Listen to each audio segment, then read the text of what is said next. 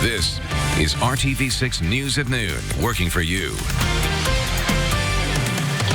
Good Friday afternoon. Thanks for joining us. I'm Meredith Barrick. It is Friday the 13th, Todd.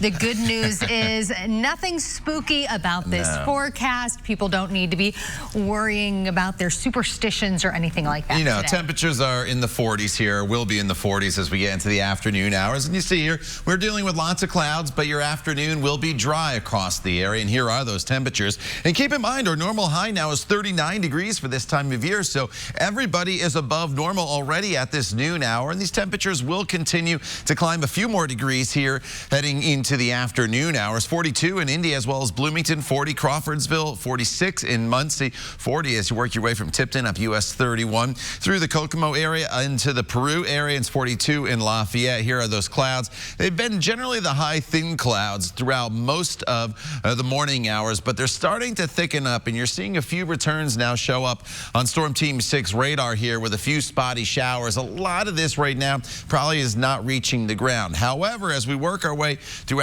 the course of the rest of the day and into the evening hours, a little more of a push of moisture will head in our direction. So I do think once the sun sets, there will be the better chance for a few scattered showers, especially in southern locations. They shouldn't be widespread, but if you do have plans and they include being out a little bit later this evening, just know that's a possibility. About 43 to 44 degrees for your high, and then into the 30s by 10 p.m. The weekend is an interesting one. Saturday's mainly dry, but snow potential for Sunday afternoon. More on that coming up in just a few minutes. Todd, thank you. We could find out at any moment the fate of 3 Indianapolis charter schools. Right now, the Indiana Charter School Board is meeting, and they are about to vote on whether IPS might retake control of those 3 schools. The board is voting on whether Charter Schools USA gets to keep their charter with Manual High School, Emma Donnan Elementary, Middle, and Howe High School. The company was chosen by the state to run the schools back in 2012 when that takeover happened, but now IPS wants the schools back. Superintendent Alicia Johnson says she believes they have the tools to best serve the students at these 3 schools. You know, I think those schools have been a part of our IPS history, our IPS family. Those children, those students are IPS students, and we want to serve them, and we believe we can do that with a different partner. If the Charter School Board votes to end Charter Schools USA's charter with the 3 schools, the State Board of Education will then decide whether IPS gets those schools back. The superintendent says they have already lined up a partnership with the Crystal House Academy to use the Manual High School building if the board vote goes their way. Our Kelsey Anderson is at that meeting right now. We will have more on today's vote when it happens, as well as tonight on the news at 5 and 6 o'clock. The Indiana State Teachers Association is including teacher safety as one of its top priorities for 2020 in response to a Call 6 investigation about teachers injured on the job. Call 6 found hundreds of educators have been hurt by their own students, hit, punched, kicked, even headbutted. We spoke to ISTA President Keith Gamble, who says state lawmakers need to address gaps in how schools and teachers report injuries. We want to make sure that the process is in place and is known by everyone. So if you are injured, how you should report and what happens once you do report, and that we make sure that that is seamless.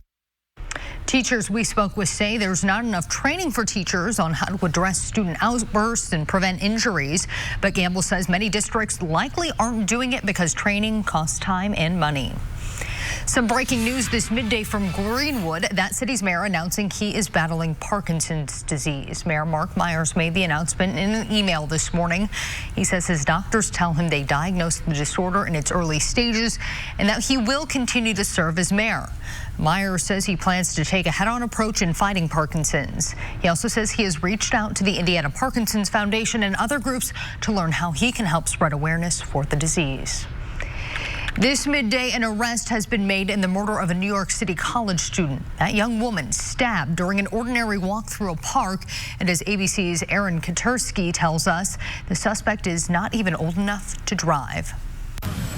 The NYPD arrested a juvenile in connection with the stabbing death of 18-year-old Barnard College freshman Tessa Majors, whose death left this city shaken. I think it just shook us all to our core. Really could have been any one of us. The juvenile, who was 13, was taken into custody less than 36 hours after Majors was stabbed in a park. There's going to be an female white said at this time. Police sources told ABC News the juvenile has made statements linking himself to the crime.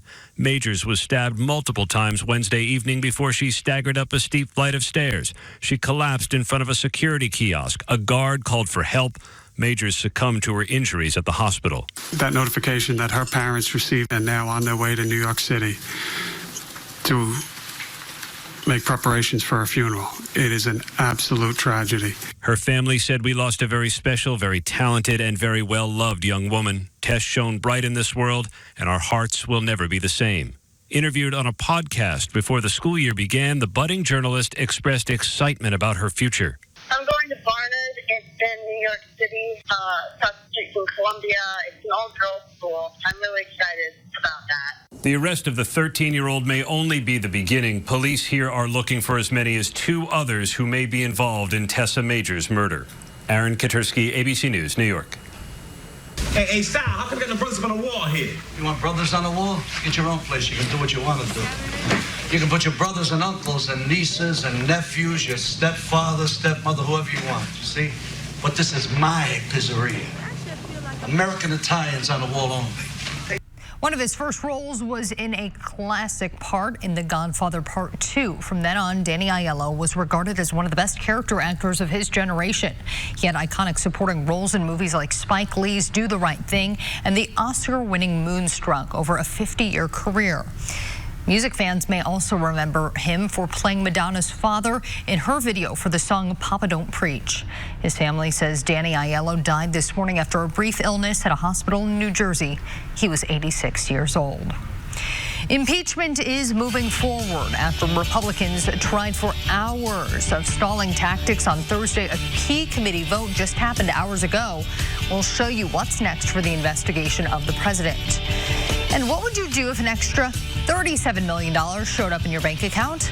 No, it isn't likely to happen to you, but we'll show you why one woman had an ever so brief moment to make that decision. Todd. I'll tell you what, I'd be really happy if that error happened to my bank account. As far as your weekend forecast goes, it's going to turn pretty active here across central Indiana. You notice as we look at your satellite radar picture, there's a storm to the east, a storm off to the west. I'll lay it all out for you day by day and hour by hour as we work our way through your weekend. Let you know what you can expect coming up in your Storm Team 6 forecast. You're watching the news at noon right here on RTV6. Housewife, tonight on ABC. Today is the end of an era. Legendary radio host Tom Joyner will broadcast his last show today. And with me now is WTLC host JC. Thank you so much for joining me here this afternoon. Yes. JC, tell us a little bit about why this is such a big deal that Tom is retiring. 25 years he's been waking up listeners in Indianapolis, and it's been a great run for him, and we're going to miss him. And we're just thinking about all his accomplishments he's done throughout the 25 years with the scholarships to the HBCUs, and you know, the teacher qualities, the art qualities, he's an advocate for voter registration, and you know, just the joy he's brought to us. 25 years. And I mean, I remember when he used to fly from Chicago to Dallas, you know, doing all that. So we wish him a happy retirement. We're going to miss him. Yes. But January 6th, Ricky Smiley's going to be our new morning host, and we're looking forward to that. But we also want to remember that Lexi Tom has left us. Yes, I know you're a radio guy. You accidentally just ripped off your microphone, so we want to make sure we can hear you. So if you don't mind snapping that back on really quickly, I think it's connected to your lanyard there. In the meantime, though, while you are working on that, tell us a little bit more about what Tom has done. I know you mentioned the HBCU. I know he's done a lot more for the world than just entertain people on the radio. Yeah, I mean, the scholarships, like the Hercules scholarships that he's given, I mean, the cruises he does every year, that you know, it's for the scholarships for the HBCUs, veterans education programs, I mean, things about the veterans, I mean, he's done so much. I mean, the list goes on and on and on, and we're proud of him and the accomplishments he's done, the contributions he's made, and he's still going to be doing it even though he's not on the radio anymore. Right, right. And finally, as someone who is in radio, what's it like for you to see someone I'm sure you looked up to finally step down and say it's time for someone else to step up to the mic? You know, change is hard. You know, we're going to miss him, but we'll always remember his legacy and whatever he's going to be doing for his retirement, we know he's always going to be out there. And it's very well deserved. Yes, JC, thank you so much for joining me. We'll be right back after this commercial break. Get the Chevy employee discount for everyone today. A historic but speedy conclusion after a marathon impeachment hearing. The House Judiciary Committee quickly approved 2 finalized articles of impeachment against President Trump. As ABC's Inez de la Catera tells us, the vote broke down along strict party lines. After months of investigation and weeks of public hearings. Aye. Ms. Jackson Lee. Aye. The House Judiciary Committee passing 2 articles of impeachment against President Trump, abuse of power and obstruction of Congress. Today is a solemn and sad day. The committee reconvening after a marathon 14-hour debate with partisan clashes dragging into the night. Today's vote breaking down along strict party lines, with Republicans on the committee slamming their Democratic counterparts. But for Democrats, impeachment is their drug. It is their obsession. But Democrats argue President Trump abused his power for personal political gain, and they fear he'll do it again. And Democratic self-government is put at risk by a president who insists on dragging foreign powers into our elections. Despite sending a blizzard of tweets on impeachment, President Trump doesn't seem worried. We're going to have the best year we've had in many, many decades. We're set up for one great, big, beautiful success. While Senate Majority Leader Mitch McConnell told Fox News he's planning to acquit the president during an all but certain Senate trial. There's a 0 chance the president obviously would be removed from office. As of now, a full House vote is on track for next Wednesday. President Trump becomes just the 4th president in U.S. history to have articles of impeachment drawn up against him. Inez de la Catera, ABC News on Capitol Hill. Inez, thank you. A woman in Texas was a multimillionaire, but it was only for about a day, and it turned out to be a major mistake. Ruth Balloon was checking her bank account while she was at work in Dallas. That's when she suddenly saw that amount that you see right there, $37 million. Ruth initially hoped she just had a secret Santa, but after a call to her bank, she found it was a major clerical error. The bank apologized and took back the money, but she says she did take a screenshot of her big bank balance so she can tell people she was rich if it was only for a day. Wow, she was like, I am about to have the merriest Christmas of my life. For a fleeting moment there, she was the happiest person on earth. But that just goes to show how important it is to always just pop in, check in on your bank account, and you know, even if you haven't made a deposit lately or a big withdrawal, just to make sure no one's in there giving you money or taking money. Yeah, it's usually the wrong thing. Yes, exactly. All right, outside right now, we're dealing with lots of clouds here across the area, and this is going to be the view pretty much from this point forward throughout the remainder of the afternoon. While the clouds are in place, we're not expecting much in the way of any precipitation. That is the good news, and the temperature, can't really complain about that. Anytime you're above normal in the month of December, I think you're doing okay, and that's where we're at already. With this noontime temperature of 42 degrees, the average high this time of year is 39.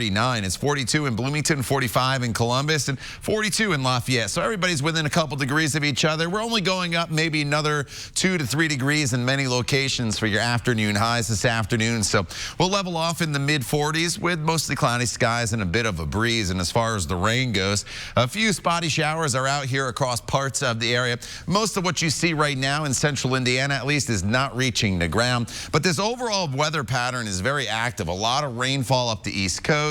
We have a snowmaker in Minnesota, a wintry mix even further off to the west, and we're going to bring in the chance of a few spotty showers in this forecast once we get late into the evening. So there could be a sprinkle early in the evening, not out of the question, but otherwise mostly cloudy. It's really not until closer to 11 o'clock that we start to bring some rain showers into the forecast, and you see these on TrueCast. They'll develop first in southern locations and kind of lift to the north, and it is nothing major, and those rain showers will continue overnight off and on to the south and east, and then they should come to an end by daybreak tomorrow, which will be good news. So Saturday is a mostly cloudy day with a spot sprinkle in the morning, 40 degrees. Colder on Sunday with snow developing, it looks like, late in the day. So as we work our way through Sunday afternoon, the snow will develop close to sunset in southern locations, a lift to the north, and it will be with us through a good chunk of the overnight period. And then once we get past midnight, you notice this wintry mix starting to lift to the north, and that is going to be the key to this forecast. How far north does this wintry mix get? So at this point, I would expect snow to start for almost everybody, and then a wintry mix to take place from Indianapolis to the south as we work through the Monday morning commute. But by this time on Monday morning, we're probably looking at potentially a couple inches of snow on the ground. And of course, the final track of that storm system will make a big difference in snow accumulation. But I do think several inches were possible, and whether it's snowing or you're dealing with that wintry mix, plan on Monday being at least slick across parts of central Indiana for your commute into work. And then behind that storm system, we are going to be dealing with much colder air, as highs again will be at or below freezing, it looks like, for Tuesday and Wednesday. All right, we are keeping a close eye on Monday, Todd. Thank you. Are you ready for some football? A rematch of Super Bowl 44 between the Colts and the Saints on Monday Night Football right here on RTV6. Our countdown to kickoff show begins at 7:30. Sports Director Dave First, Brad Brown, and former Colt Ryan Diem will discuss the big matchup, and then the Colts and Saints will kick off at 8:15. Again, this is all happening Monday night right here on RTV6. Still ahead on the news at noon, we'll check in with our friends at Court TV and then get one final check of the weather. You're watching RTV6. On RTV6. This is RTV6 News at Noon, working for you. I'm Ted Rollins. Today on Court TV, our coverage continues in Michigan and a trial involving students from Michigan State University. It's a murder trial. Stephen Washington is accused of murdering 22-year-old college senior Isai Baronis after both men allegedly tried breaking up an off-campus brawl between four women. Washington, who maintains his innocence, was counting on his ex-girlfriend to testify that he was not the gunman. She is also facing charges, and yesterday she decided not to take the stand, to take the fifth. It's my advice as your attorney that you would take the fifth on any question other than your name and your current address, to take the fifth on this based upon the fact that you have a pending case in this matter. Is that correct? Sir. Yes, you understand that? Yes. Prosecutors, meanwhile, expect to finish their case today. Their star witness, another Michigan State student, Ivan Keener, is expected to testify that he saw Washington shoot and kill Baronis. We'll have continuing live coverage of this trial and much more throughout the day on Court TV. Now back to you. You can learn more about other cases around the nation right now at courttv.com. When you're a young man first trying to attract a significant other, sometimes you go a little overboard on trying to smell good. Sometimes you even end up making people sick. Physically sick. A school bus driver pulled off the side of the road because students were complaining of an odor making them sick. The fire department in Parrish, Florida called in a hazmat team due to the noxious smell. The fire chief says he interviewed all 30 students on the bus until he finally got to one who handed him an empty bottle of Axe body spray. Investigators have not said whether that student was the actual culprit or if he was, whether there will be any punishment. Oh, rough times. Yeah, maybe he's just trying to smell good to him. Hey, impress a as an friend. older, wiser woman, to all you young men out there, Axe body spray does not smell good. No, it does not. Mostly cloudy skies here this afternoon, 44 degrees. Chance of a few rain and snow showers early tomorrow morning. But it's really Sunday night into Monday that we'll focus on for snow to develop across the area and then turning into a little bit of a wintry mix. At this point, I would say several inches of snow are possible before that changeover. Whether you see that changeover or not, the Monday morning commute likely is going to be slick. So make sure you stay with RTV6 here throughout the course of the weekend. All right, Todd, thank you. And thank you for making RTV6 your choice for news. We hope to see you back here at 5. In the meantime, have a great Friday afternoon and a wonderful weekend.